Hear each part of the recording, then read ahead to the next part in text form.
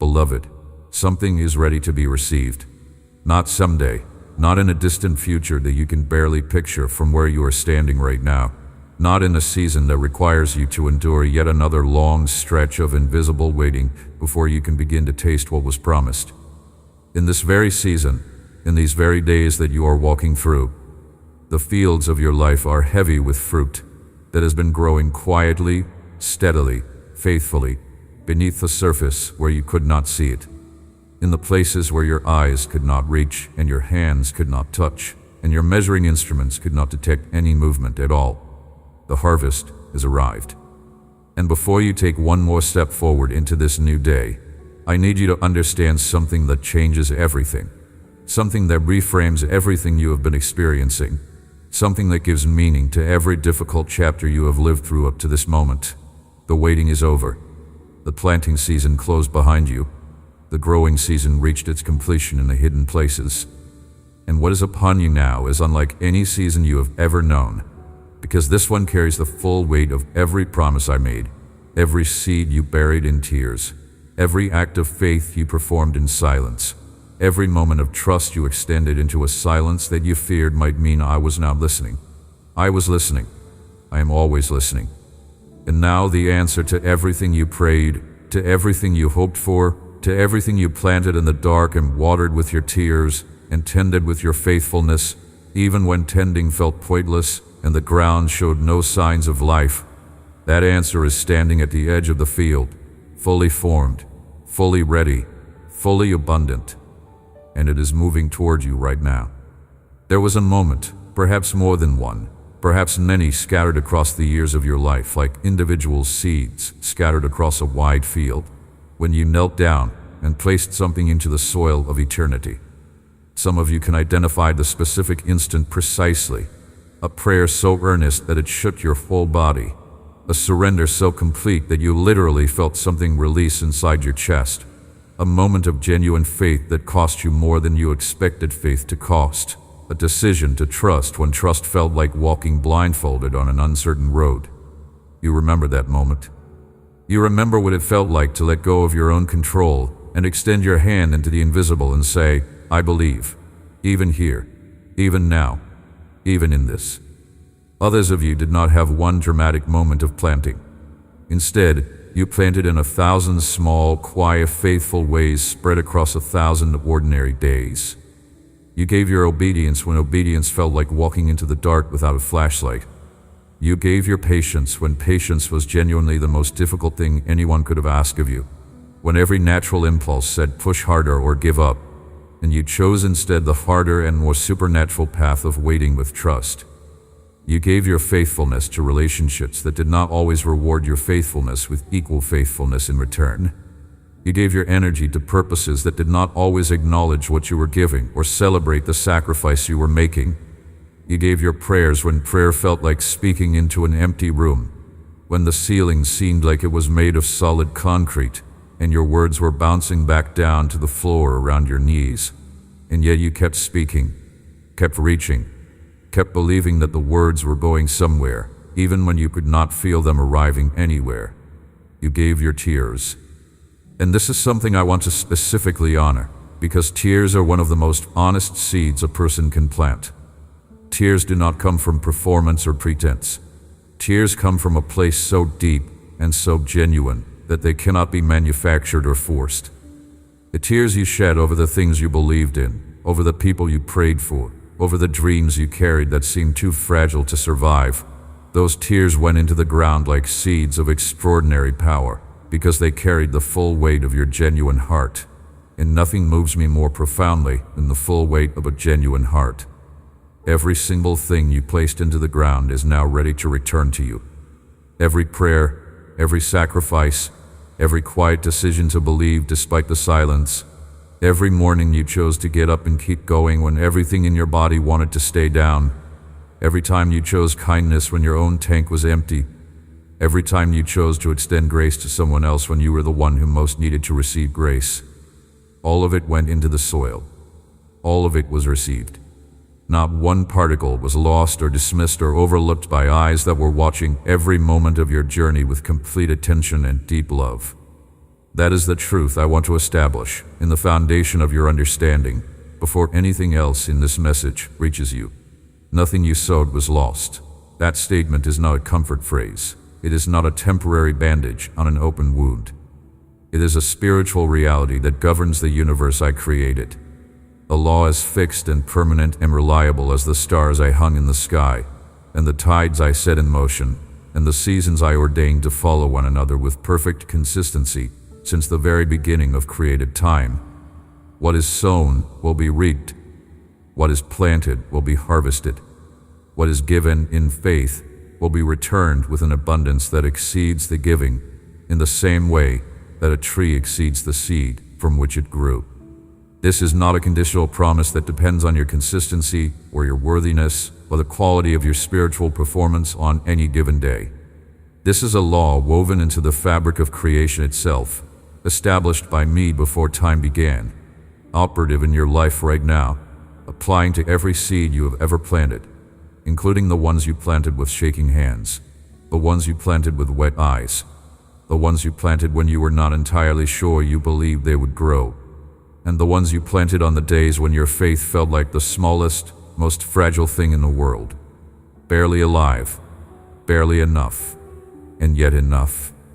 Always enough, because even faith the size of a mustard seed pressed into the soil with honest and sincere intention is enough to produce a harvest.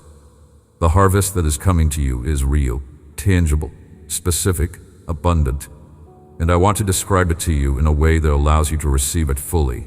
Because sometimes people spend so long in the waiting season that they forget how to be in the receiving season.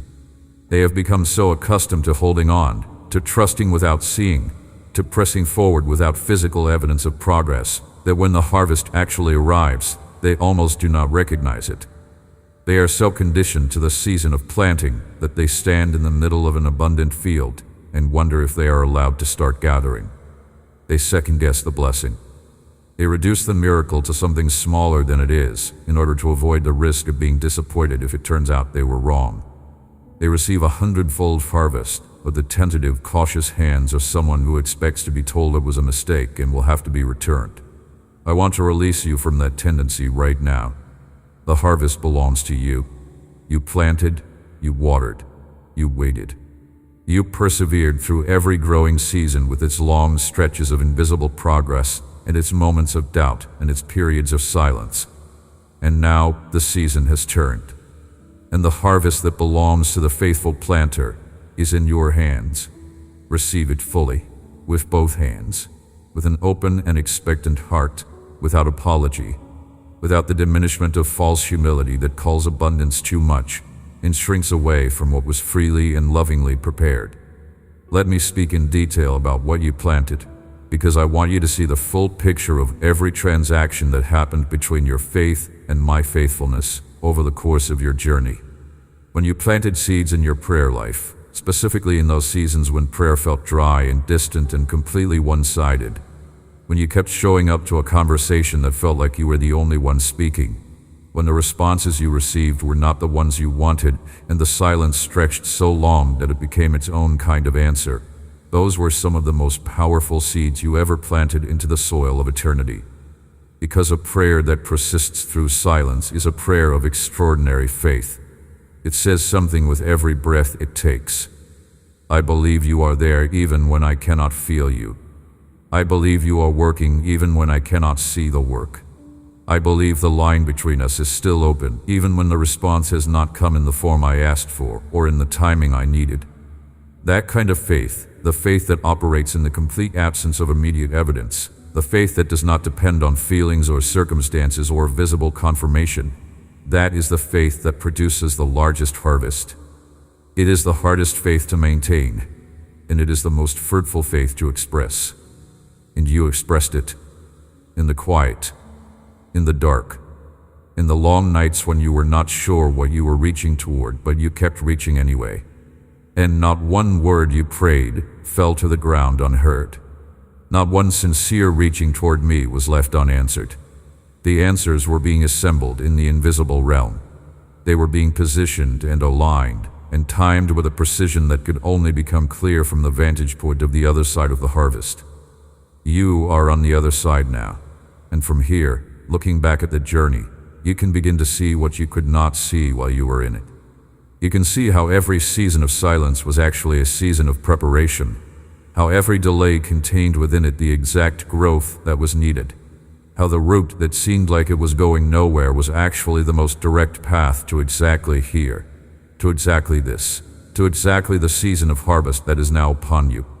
When you planted seeds of integrity in situations where dishonesty would have been easier, faster, more immediately profitable, and where you chose the longer and more costly path of being honest anyway, those seeds grew into a harvest of trustworthiness that will define the entire trajectory of your future. People do not always know why they trust you. They cannot always articulate what it is about your presence that makes them feel safe, that makes them want to give you responsibility, that makes them choose you when they have to choose between people. But the real reason is that the roots of integrity in your character go so deep that others feel the stability of those roots even when they cannot see them. A harvest of integrity is influence. A harvest of integrity is being trusted with things that genuinely matter, things that are valuable, things that require someone whose word holds weight and whose character does not bend under pressure. And those positions of trust and influence are opening up for you now, because the seeds of integrity you planted in the seasons when no one was checking, when no one would have known the difference, when the choice would have been invisible to everyone except you and me, those seeds became the roots that now make you ready. When you planted seeds of generosity, especially in the seasons when you yourself were in need, when you helped someone else even though you were the one who needed help, when you gave to someone else's vision even while your own vision was unfunded, when you encouraged someone else's dream even while your own dream felt deferred, those seeds multiplied in ways that have nothing to do with natural economics and everything to do with the divine principle that governs my kingdom. The loaf you shared when you only had one loaf has returned to you as a table spread with an abundance that requires every person who knows your story to shake their heads and say, "This does not add up." The encouragement you gave when you were the one who needed encouraging has returned to you as a community of people who speak life over you in the seasons when you most need it. The financial sacrifice you made in faith has been growing at a rate of return that banks cannot offer and market conditions cannot explain, because it is growing in the economy of heaven, where the multiplier is not a percentage, but a principle, and the principle is pressed down, shaken together, running over. When you planted seeds of forgiveness, and I acknowledge that some of those seeds were the most expensive ones you ever planted, because forgiveness of real and significant wrongs costs the forgiver something substantial, those seeds grew into a freedom in your own soul that released you to receive what unforgiveness would have permanently blocked. Understand this clearly. Unforgiveness is a closed fist, and a closed fist cannot receive a harvest. The moment you choose to hold tightly to an offense, to keep the account of what was done to you, to carry the debt that someone else accumulated against you, in that moment, your hand closes around the wound and cannot open to receive the blessing. But every time you chose to release the debt, to open your hand and let the offense go, to forgive not because the other person deserved it, but because I asked you to, and because your own freedom depended on it, your hand opened again. An open hand is a receiving hand. The forgiveness you extended was not weakness. It was strategic. It was wisdom. It was the act that kept your heart open and your hands open and your future open to the harvest that bitterness would have sealed off from you forever. And the freedom that forgiveness created in your spirit, that freedom is itself part of the harvest. The peace you feel in your chest when you think about people who wronged you and discover that the wound has lost its sting. That peace is worth more than most people know. It is the harvest of a heart that shows freedom over the prison of unforgiveness, and it is one of the most valuable things you will carry into your future. Now let me tell you something crucial about the growth that happened underground during the invisible seasons, the seasons you could not see any evidence of life, the seasons that felt like nothing was changing, nothing was moving, nothing was progressing, and the question that pressed hardest against your faith was not whether you believed in me, but whether I was doing anything in response to your belief. Seeds do not announce their progress. This is one of the most important things to understand about how my kingdom operates, and it is one of the things that most confuses and discourages people who are waiting for a harvest. A seed does not send you daily status reports. A seed does not put up a visible sign in the soil that says, "I am growing, do not give up." A seed simply works. In the dark, in the quiet, in the hidden places that no human eye can observe. The embryo inside the seed breaks open, and a tiny root extends downward seeking water, and a tiny shoot pushes upward seeking light. And all of that extraordinary, miraculous, purposeful work happens in complete invisibility, completely independent of whether you can see it or feel it or measure it or believe it is happening. The growth is happening whether you are watching or not. The promise is being fulfilled whether you are feeling encouraged or discouraged. The harvest is developing whether the current season looks like harvest or looks like complete failure.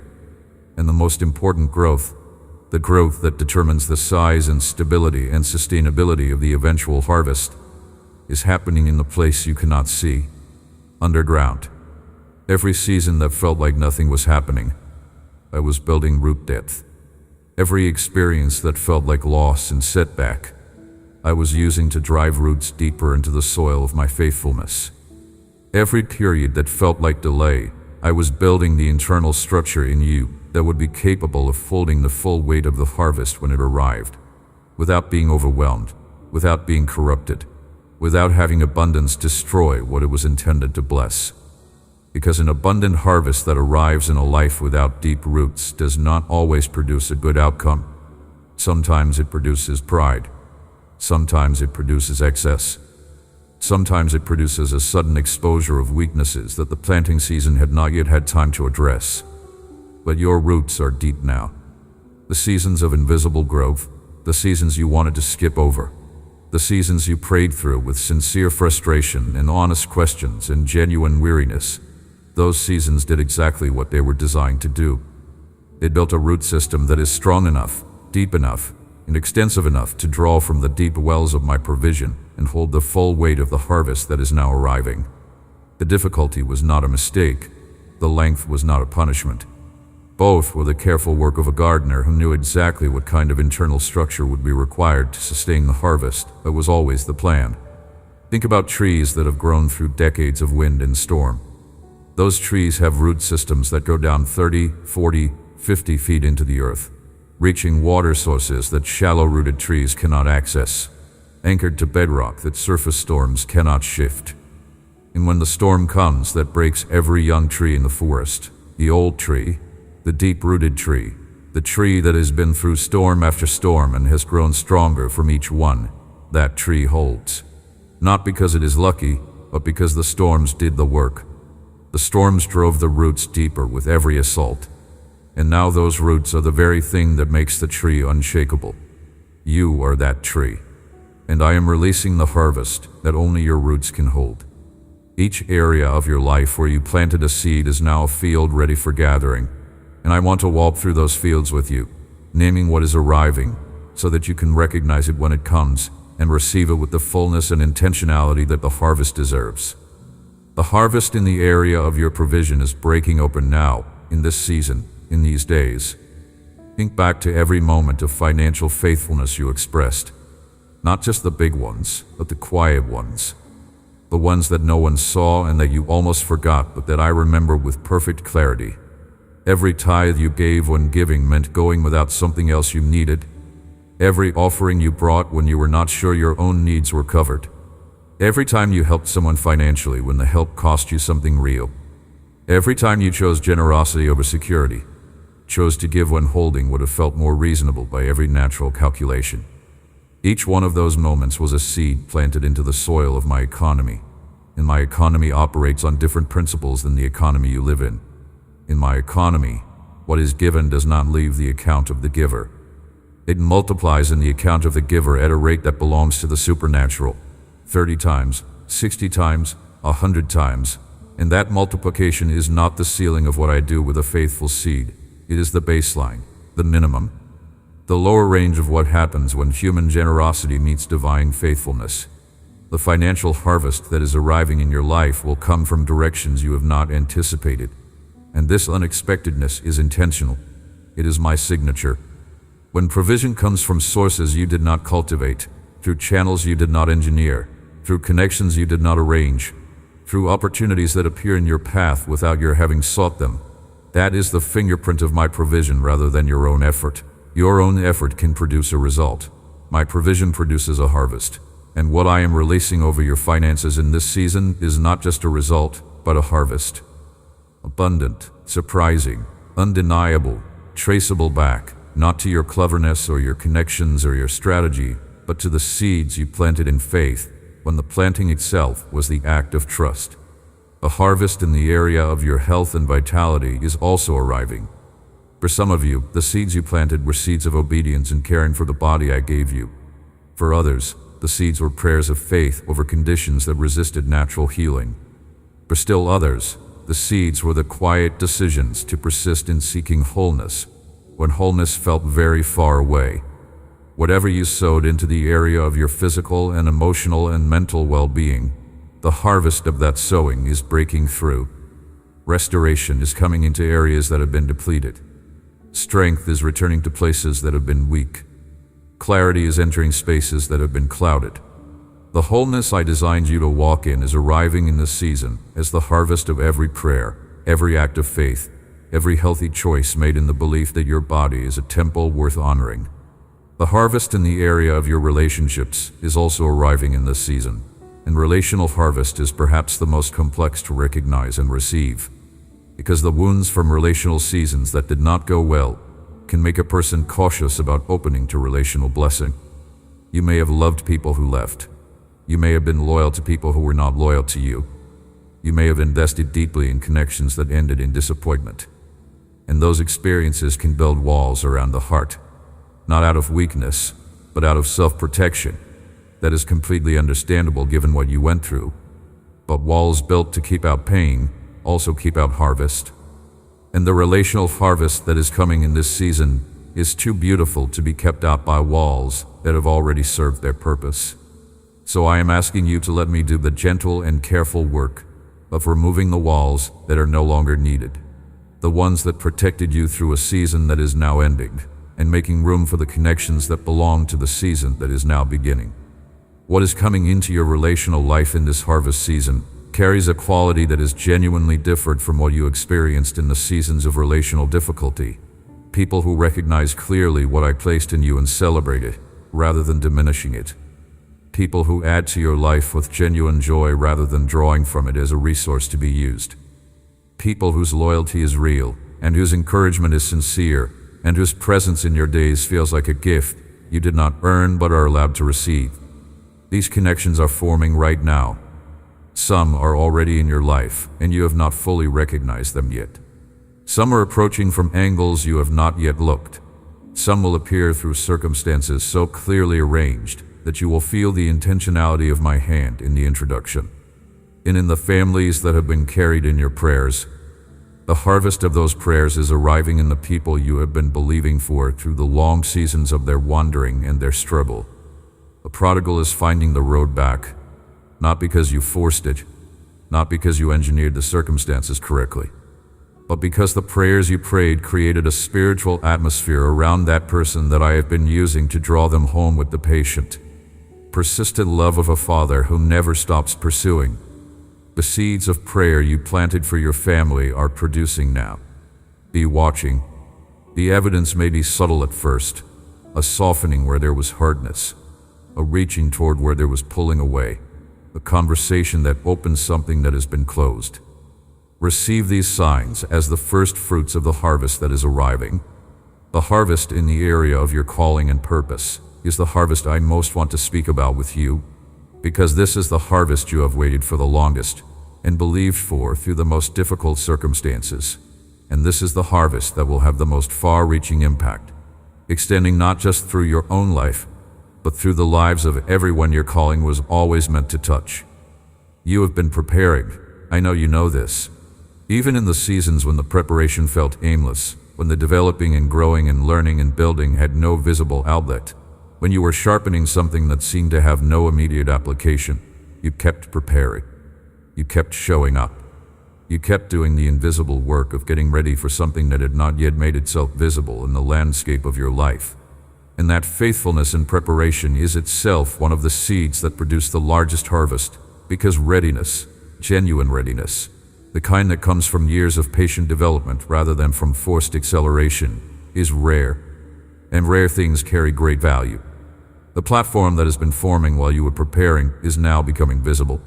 The opportunities that your preparation made you ready for are now appearing on your path, not as coincidences, not as random strokes of luck, as the specific and intentional unfolding of a plan that was always moving forward, even when it looked like it was standing still.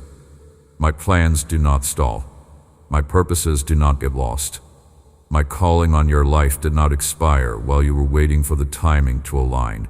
The timing was always moving toward exactly this, toward exactly now, toward the season when everything that was built in the invisible would be released into the visible. Walk through the doors I am opening for you without apology and without the hesitation that comes from comparing your readiness to someone else's apparent confidence. You are ready. The preparation was thorough. The equipping was complete. Every season of development, every period of learning and growing and refining, did exactly what it was designed to do. You are not stepping into this opportunity prematurely. You are stepping into it exactly on time, which is always my timing, which is always precisely, undeniably right. Something matters deeply to me as you step into this season, and I want to address it directly. How you carry the harvest is more important than the harvest itself, because the character that holds abundance determines whether that abundance becomes a blessing or a burden. The harvest is coming in multiple dimensions of your life simultaneously, and that multidimensional harvest requires a multidimensional response. When provision increases, the correct response is not to accumulate more and more for yourself in a kind of hoarding that forgets where the harvest came from. The correct response is to receive with gratitude, to steward with wisdom, and to distribute with genuine generosity. Because the harvest you receive always carries within it seeds for the next planting, and the most effective way to position yourself for the next harvest is to plant faithfully from this one. When relationships are restored and beautiful connections arrive, the correct response is not to treat them as resources to be used for your own advancement.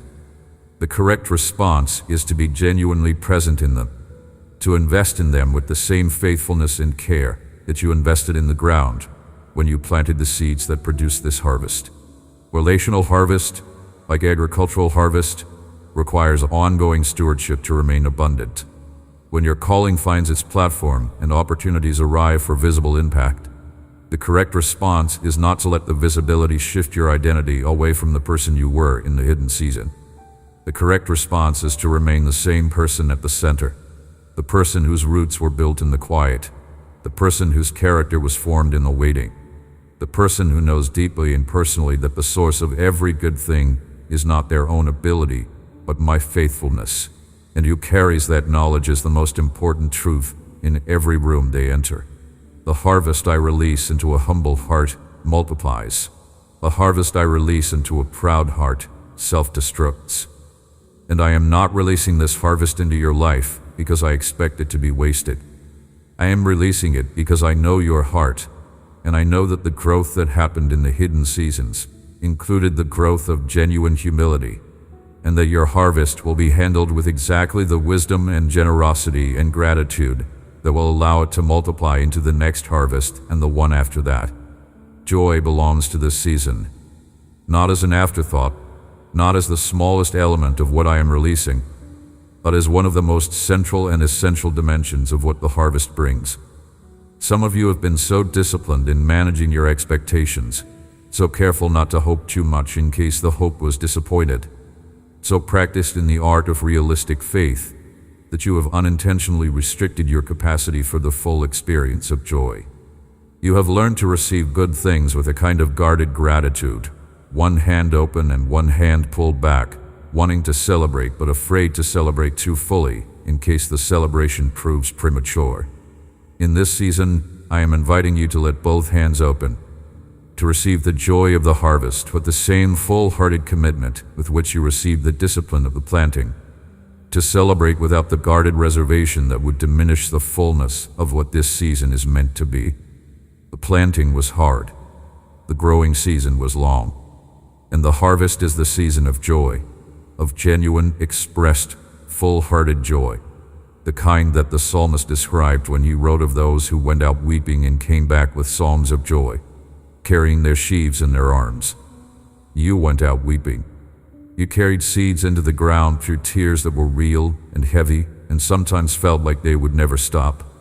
And now you are coming back from the field with sheaves, with the full, visible, tangible evidence that the planting was worth it, that the tears were not wasted, that the waiting had a purpose, that the seed was always alive in the soil even when the surface showed nothing. And the response to coming back from the field with sheaves is psalms of joy. Full-throated, unguarded, gratitude-saturated joy. Feel it, express it, let it come all the way up from the place where the faith lived all those seasons. Because this is not just your personal celebration, this is my celebration too. Because when my children receive what I prepared for them, when the harvest arrives in the life of someone who planted faithfully and waited with trust and did not give up when giving up would have been understandable, I celebrate with them. I delight in their joy. I take pleasure in watching the tears of the planting season give way to the psalms of the harvest season. And I am singing over you right now. The harvest is here. It is abundant. It is specific to you. It carries my fingerprints on every dimension of it. And it arrived at exactly the right time. The time when you are most ready to receive it, most prepared to steward it, most equipped to use it for purposes that extend far beyond your own life, and comfort into the lives of others who are waiting for someone to tell them that the harvest is real. That is also part of what the harvest is for. When you step into the abundant season that is now beginning, your abundance becomes a testimony. Your overflow becomes evidence. Your visible harvest becomes the encouragement that someone else needs to keep planting in their season of invisible growth. The person who is still in the planting season, still pressing seeds into dry-looking ground, still watering with tears that they are not sure are doing anything, that person needs to see what you are stepping into right now. They need to see that the harvest is real, that the promise is true, that the waiting does not go on forever, that the God who promised the harvest delivers the harvest. Your testimony is the seed they need. And as you gather your harvest, as you walk in the abundance and the restoration and the fruitfulness of the season that is now beginning, you are planting in someone else's field by simply living faithfully and joyfully in yours. I want to take you somewhere specific now, into a part of the harvest that does not get spoken about enough, but that I consider one of the most significant dimensions of what I am releasing in this season. It is the harvest of peace. Not the peace that comes from having all your problems solved, because the harvest season does not mean the absence of challenges. It means the presence of something that makes challenges navigable in a completely different way. The peace I am releasing into your life in this season is the peace that surpasses understanding, the peace that stays present in your chest, even when the circumstances around you are still complex, even when the full manifestation of the harvest has not yet arrived in every area simultaneously, even when there are still things that require your faith and your perseverance and your continued trust in my timing. This peace is a harvest in itself. It is the fruit of years of learning to trust what you cannot control, of releasing into my hands what you cannot hold on your own, of choosing to believe in my goodness when the evidence available to your senses was not yet confirming that goodness in the ways you needed most. And the peace that grows from that kind of sustained trust is a peace that the world cannot give and the world cannot take away. It lives in a part of you that is deeper than circumstances can reach, and it is standing like a river in the middle of the harvest that is arriving. Feel that peace right now. Let it be the atmosphere in which you receive everything else I am releasing. Let it be the container that holds the harvest securely.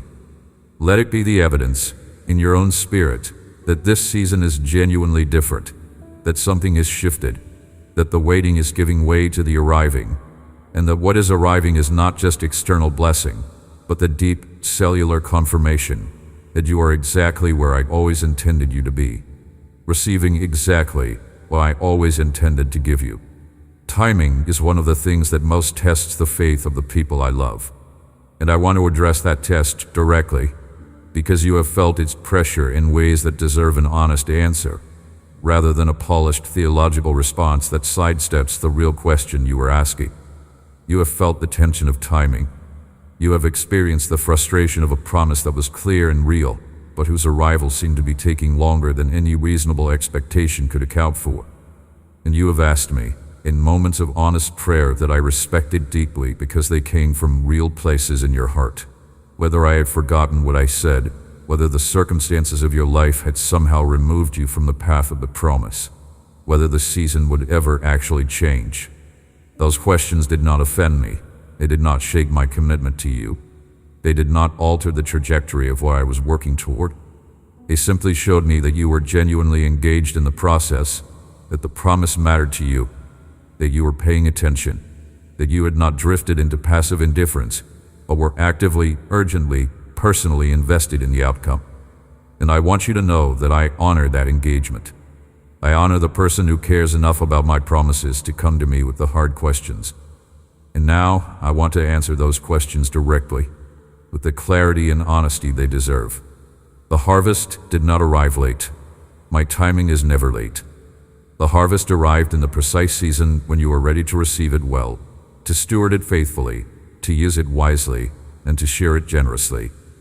Had it come in an earlier season, before the root system was deep enough, before the character was developed enough, before the internal capacities were built enough to hold the weight of what I was releasing, the harvest would have either been wasted or would have overwhelmed the structure that was meant to contain it. I did not delay because I was withholding. I was building. Every additional day in the growing season was not a postponement of the promise. It was a continuation of the preparation that makes the promise sustainable rather than fleeting.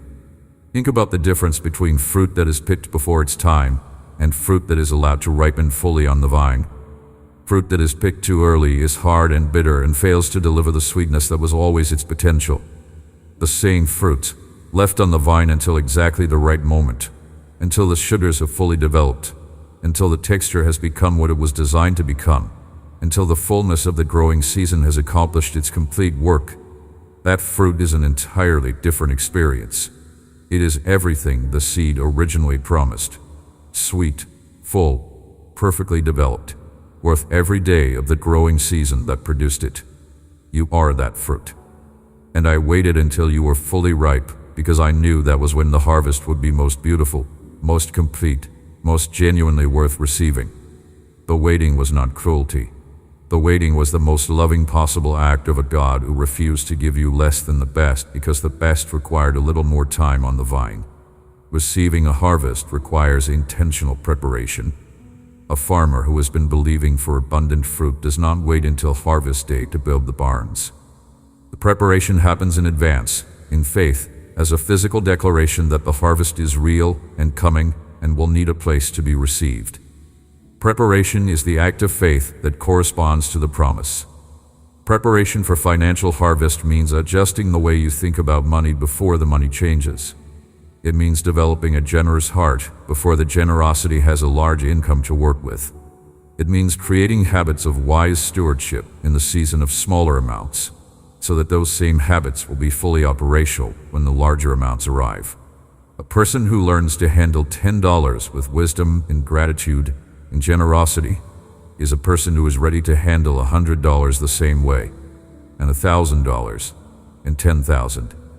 A harvest will be handled with whatever habits you bring to the receiving.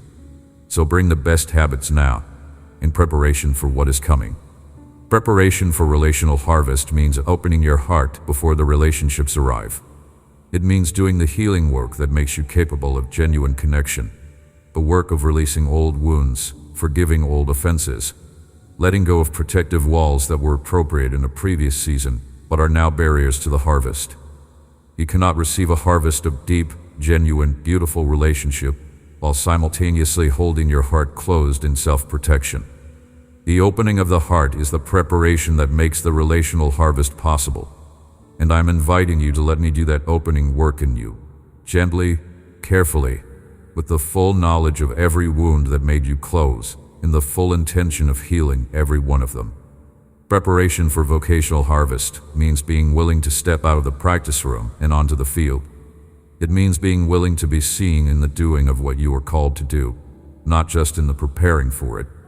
Many people over-prepare as a way of avoiding the moment of actual engagement, because the moment of engagement is the moment of genuine risk. What if it does not work? What if the gift does not land? What if the calling I felt so clearly does not look as clear once I am actually living it out in front of others? These are real fears, and I understand them. But harvest does not happen in the preparation room.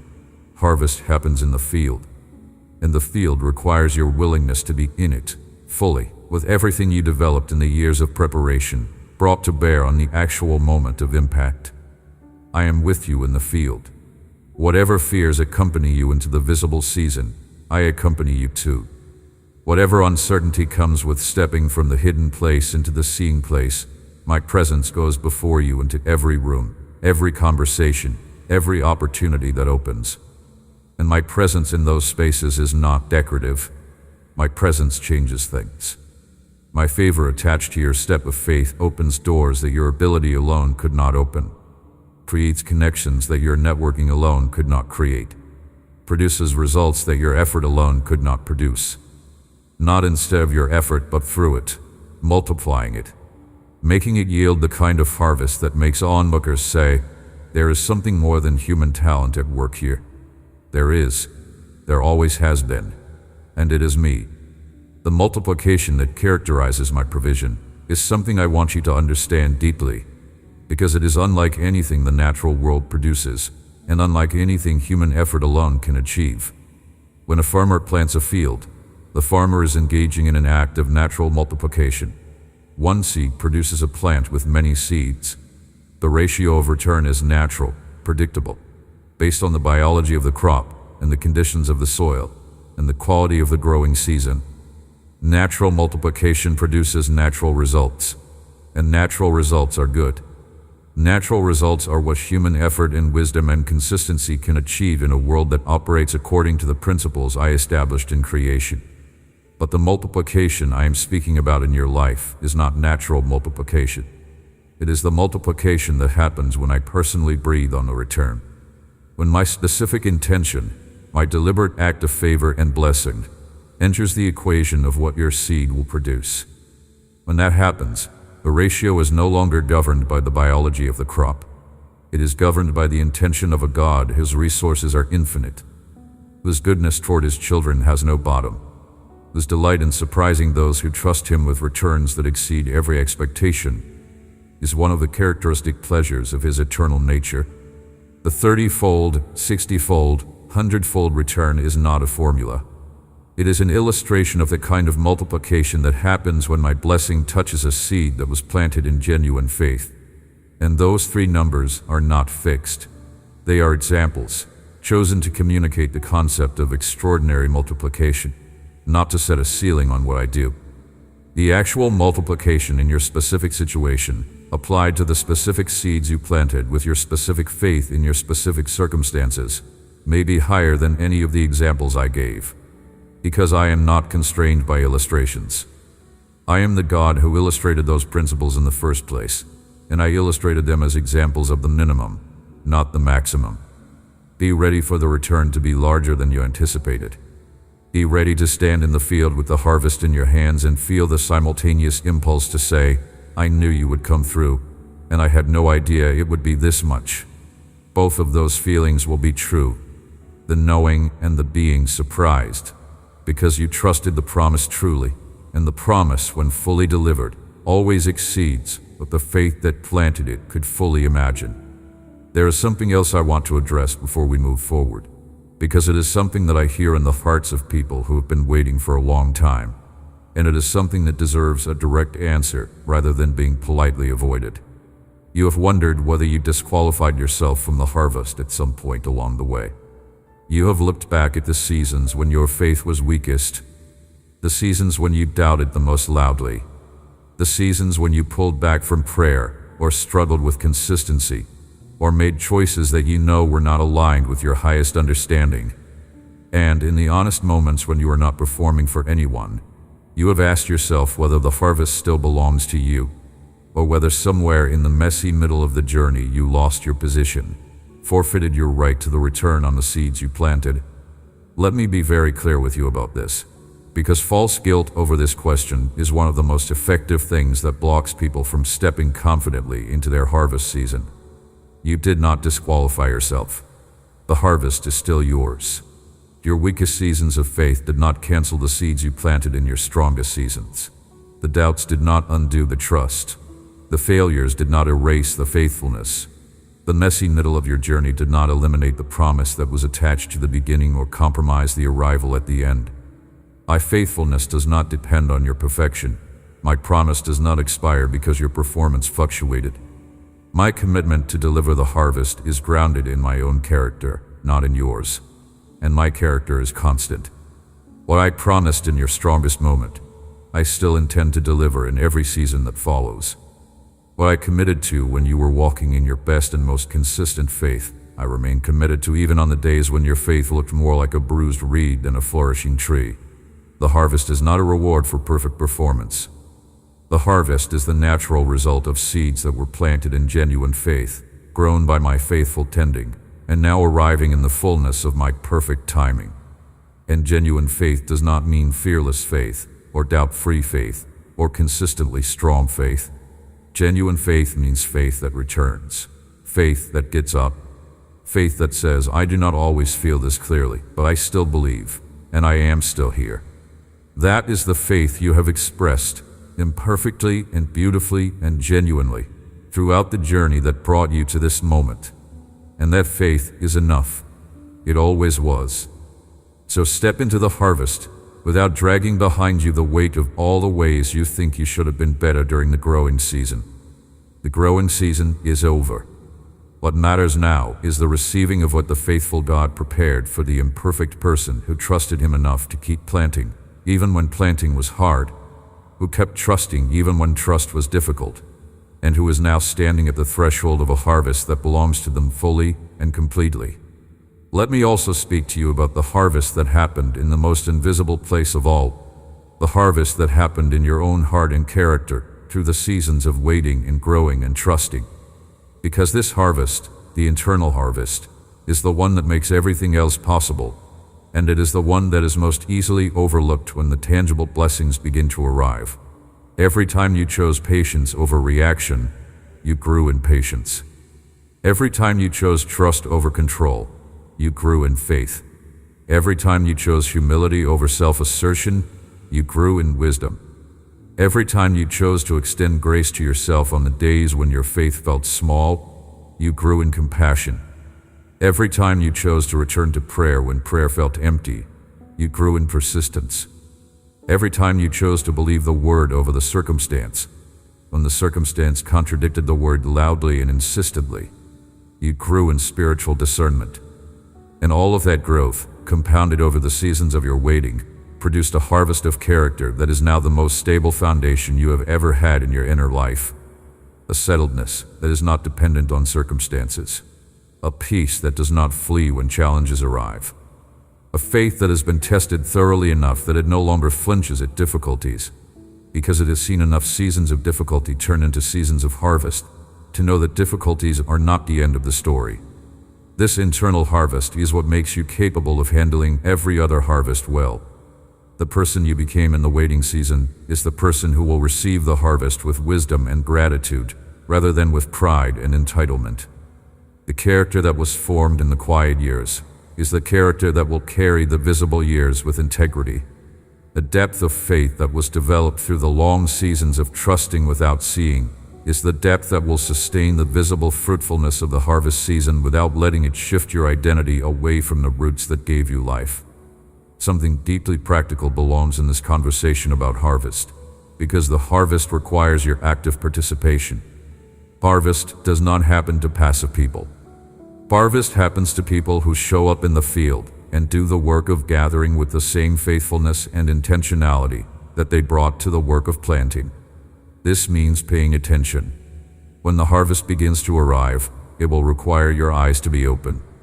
You will need to recognize the harvest when it comes, even when it comes in forms you did not expect.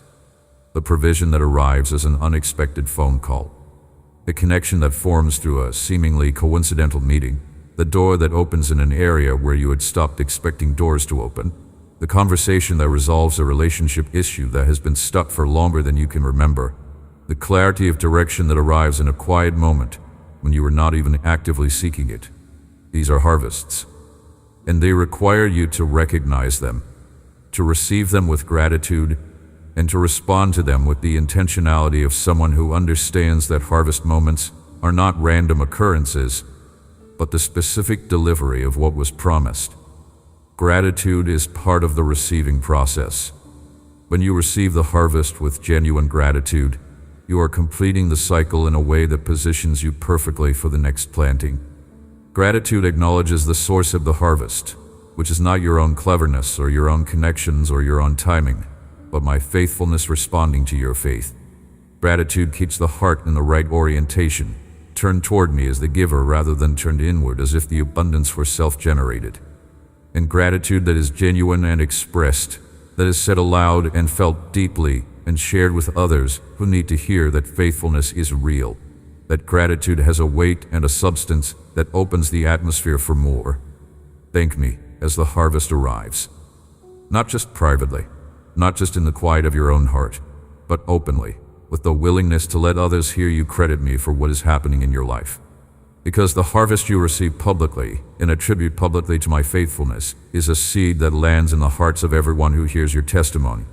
The person who watches your harvest arrive and hears you say, "This is the faithfulness of God. This is the return on seeds planted in faith. This is what happens when you trust and do not give up." That person plants a seed of hope in their own heart in that moment. Your testimony is a form of generosity. And the generosity of your testimony makes you a planter in other people's fields, even as you are gathering in your own. This is the beautiful multiplying design of the kingdom of God. Your harvest becomes someone else's seed.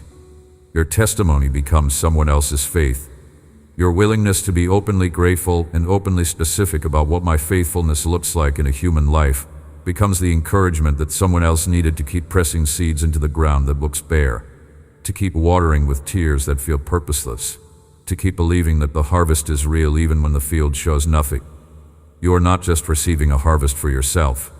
You are becoming the living evidence that the harvest principle is real, that the promise of seed time and harvest is not poetry or metaphor, but practical, tangible, specific, personal truth. The harvest that is arriving exceeds your personal needs. This is not accidental overflow. Abundance that remains after your needs are met is designed for distribution, and understanding that design is essential for navigating this season well. This harvest is calibrated to be abundant, which by definition means more than enough. And the more than enough part is not accidental overflow. The more than enough part is designed for distribution. When a farmer has an abundant harvest, the farmer does not put every single grain in personal storage. The farmer sets aside what is needed for the household and for the next planting season, and then the farmer takes the rest and distributes it, sells it, shares it, uses it in ways that extend beyond the boundary of the farm itself.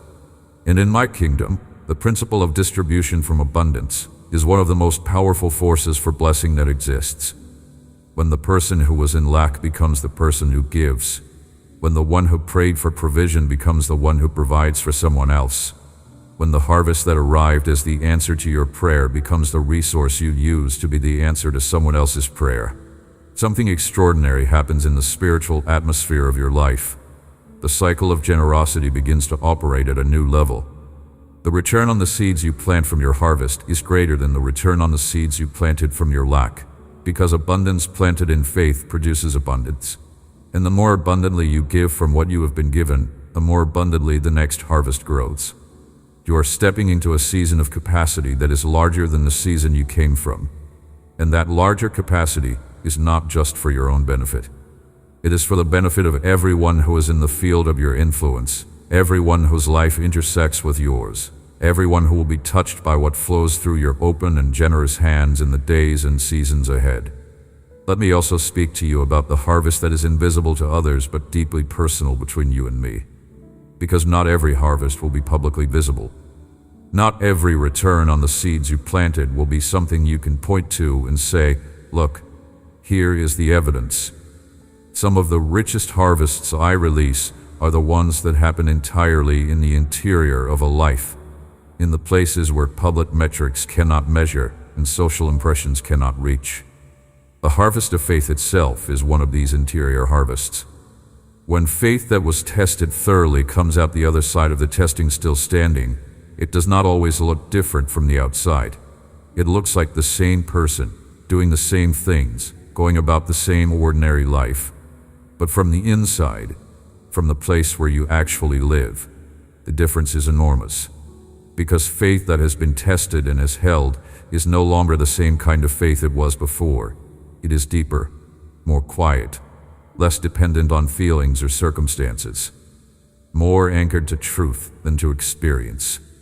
And that deeper, quieter, more anchor-sure faith is a harvest that makes every day different, that makes navigating every challenge easier, that makes the next planting season, when it comes, something you approach with a confidence you did not have the first time. Your prayer life carries its own interior harvest. There is a prayer relationship that develops through years of showing up consistently through the dry seasons and the full ones, that produces a quality of connection, of communication, of mutual intimacy with me that is qualitatively different from what a newer relationship carries. You know my voice now in a way you did not always know it. You recognize the difference between my speaking and the noise of other voices with a clarity that was developed through years of practice. You have learned to be still in my presence in a way that a hurrying self cannot manage. That prayer relationship is a harvest, a rich, sustaining, irreplaceable harvest that will carry you through every season ahead. Worship carries an interior harvest too. The person who has worshipped through tears, who has brought praise as a sacrifice rather than as a feeling, who has lifted hands and voices in seasons when the lifting cost more than it produced in terms of emotional comfort. That person has developed a worship life that is not dependent on circumstances, that does not require good conditions to be genuine, that does not wait for the harvest season to begin. And worship like that is a gift to me and to yourself. And the harvest of it is the experience of my presence in a way that circumstances cannot provide and circumstances cannot remove. Receive the internal harvest too. Acknowledge it. Let yourself understand that you are not the same person who began the planting season. The growth has been real. The transformation has been genuine.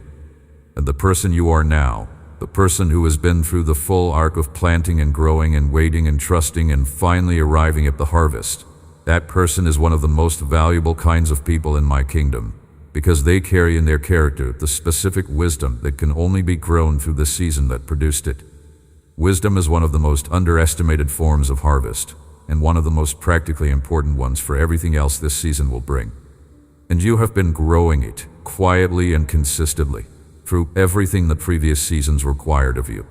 You have been through things, real things, difficult things, things that required you to make decisions in conditions of uncertainty, to navigate complexity without a clear map, to trust a direction when the direction was not obvious, and the cost of getting it wrong was significant.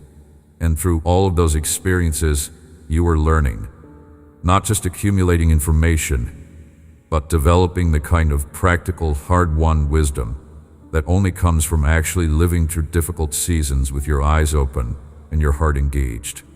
That wisdom is a harvest, and it is arriving in your life as a capacity that you will need in the season ahead. Because the harvest season is not a season of passive reception. It is a season of active engagement with new opportunities, new relationships, new responsibilities, new dimensions of your calling that you have not previously walked in. And navigating those new dimensions well requires exactly the wisdom that the previous seasons developed in you. The wisdom to know when to move and when to wait. The wisdom to recognize which opportunities align with your calling and which ones only look attractive but would pull you off course. The wisdom to build the relationships that belong in this next chapter and to gracefully release the ones that do not. The wisdom to handle financial increase without letting it handle you. To manage resources as a steward who knows the source rather than as an owner who takes credit for the supply. The wisdom to stay humble in the visible season because you understand from experience that every harvest came from seeds, and seeds came from grace, and grace comes from me, and without me the field would be empty. All of that wisdom grew in the field of your experience, and it is now part of the harvest, part of what you are bringing into this abundant season that makes the abundance a blessing rather than a burden. I also want to speak about the harvest of your identity, because the journey of the planting and growing season reshapes the understanding a person has of who they are. You came into this season with a certain set of beliefs about yourself, some of them accurate, some of them inherited from other people's opinions or from experiences that told you a story about your value that was not my story. And over the course of the journey, some of those inaccurate beliefs were exposed for what they were. The waiting stripped away certain performances. The silence challenged certain false confidences. The seasons of difficulty asked hard questions of the foundation you had built your identity on. And some of that foundation proved not to be as solid as you thought. But what remained after the stripping and the questioning is genuine. What is left in your identity after the testing seasons is real. The faith that survived doubt is a stronger faith than faith that was never tested. The sense of self that comes from knowing you are held by me, rather than from the approval of others or the success of your circumstances, is a more stable and more liberating identity than anything you could have built on achievements or other people's validation.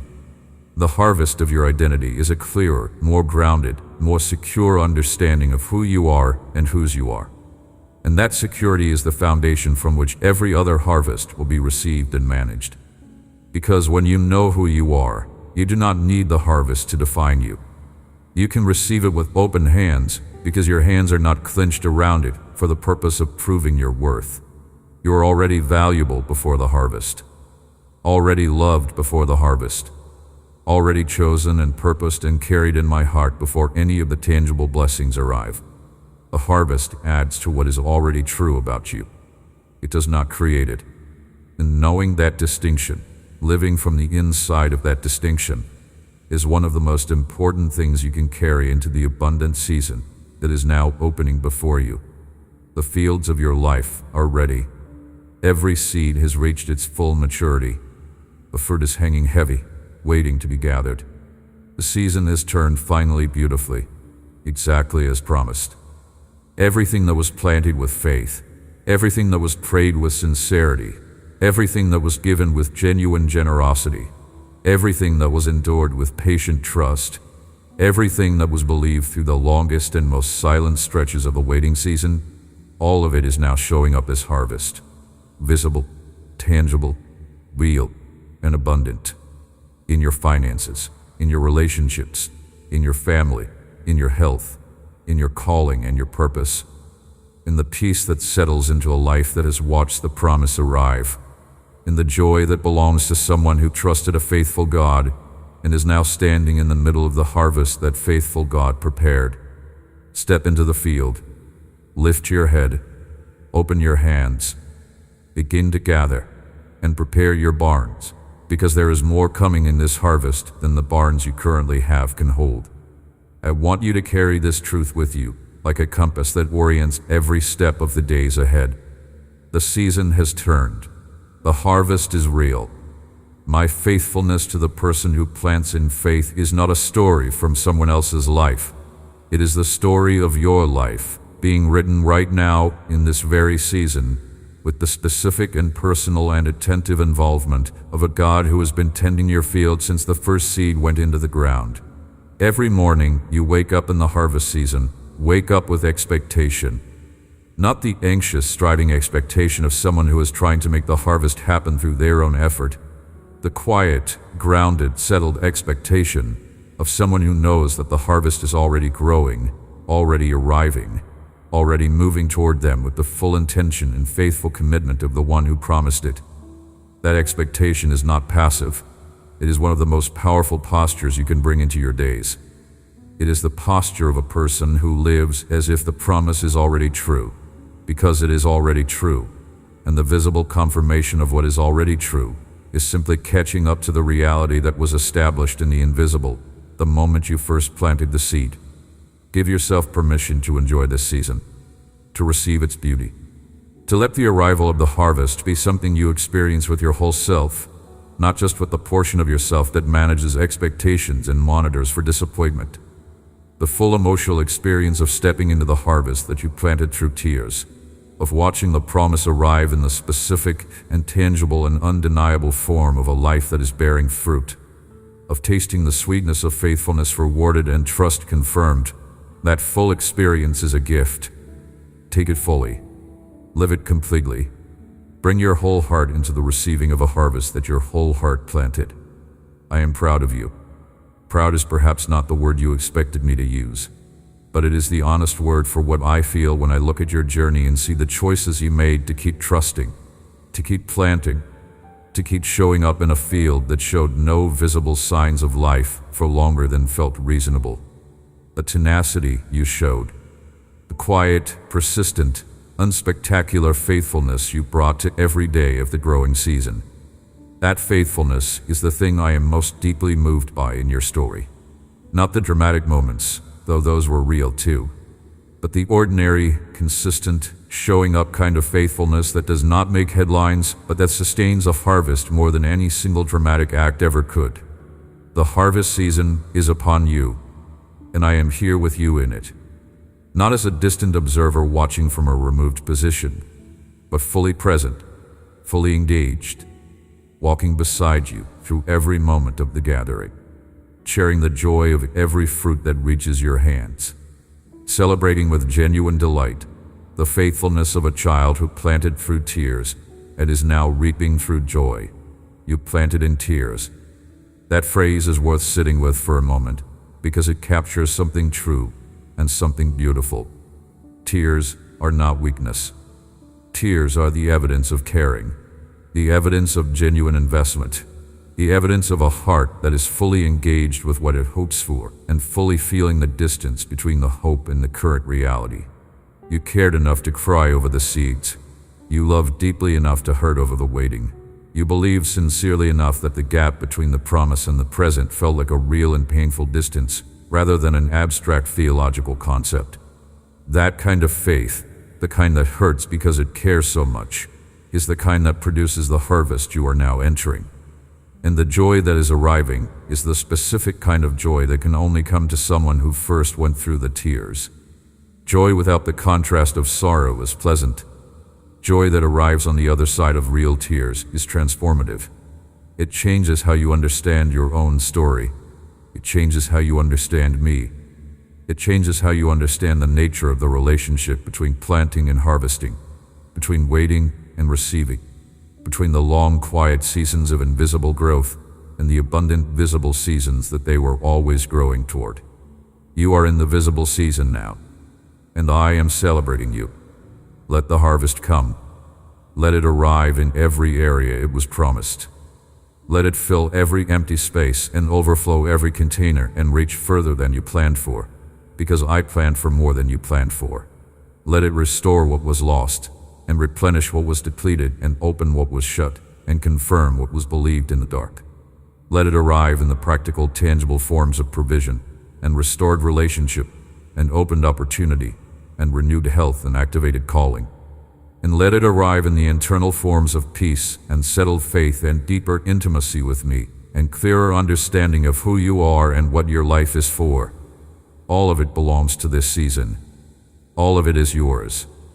The waiting prepared you for the receiving. The tears made the joy sweeter. The darkness made the harvest morning more beautiful. And every single step of the journey, including the hardest ones, led you to exactly this place, this season, this abundance, this celebration. I planned it this way, and I am delighted with how it is unfolding. Go forward now. Gather the harvest. Plant from it generously, and prepare for the next season. Because in my kingdom, the harvesting and the planting happen in an unending cycle of faithful giving and faithful receiving. You are in it now. You are part of the most beautiful story I know how to tell, and I am telling it through your life. Amen. If this message touched your heart, share it with someone who needs to hear these words today. Someone in your life is in the planting season right now, pressing seeds into hard ground, wondering if the harvest will ever come. Share this message and let them see what is waiting for them on the other side of the faithful wait. And if these words landed on you with the weight of something true and personal, type Amen in the comments. Let the community of faithful planters gather together in this moment and declare, the harvest is here. The promise is alive. The seed was never lost. Your declaration matters. Your faith spoken aloud creates an atmosphere of expectation.